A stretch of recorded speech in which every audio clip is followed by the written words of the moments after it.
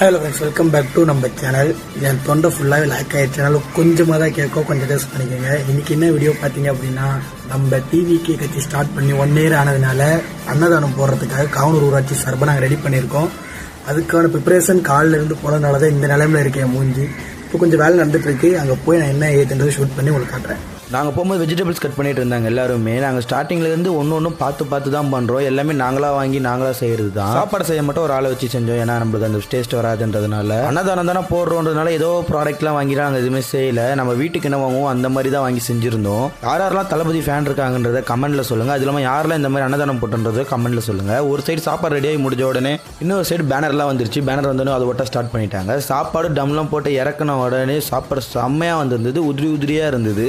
எல்லாத்தையும் ரெடி பண்ணி வச்சுட்டு வீட்டுக்கு போய் எல்லாரும் கிளம்பி எங்களோட ஸ்பாட்டுக்கு வந்துட்டோம். நாங்கள் இங்கே வரும்போதெல்லாம் அவ்வளோ கூட்டமே இல்லை. ஆனால் கொஞ்ச நேரத்தில் எங்கள் ஒன்றியம் வந்தார். அவர் வந்தோடனே அவர் கூப்பிட்டு போயிட்டு ஃபஸ்ட்டு கொடியை ஏற்றணும். நைட் டைம் ஆனதுனால கொடி மட்டும் அவ்வளோ கிளியராக தெரியவே இல்லை. கொடி ஏற்றி முடிச்சுட்டு அங்கேருந்து வந்து நம்ம ஒன்றியம் அவருக்கு சால்வையெல்லாம் போட்டுட்டு அன்னதானம் போட ஸ்டார்ட் பண்ணிட்டோம். அன்னதானம் போட ஸ்டார்ட் பண்ணதுக்கு அப்புறம் தான் க்ரௌடே வந்தது. ஓவராலுக்கு நம்ம எதிர்பார்த்த அளவுக்கு க்ரௌட் இருந்தது. நாங்கள் போட்ட மொத்த சாப்பாடும் காலி ஆயிடுச்சு. அப்புறம் நாங்களும் பத்திரமா வீட்டுக்கு போய் சேர்ந்துட்டோம். பாய்.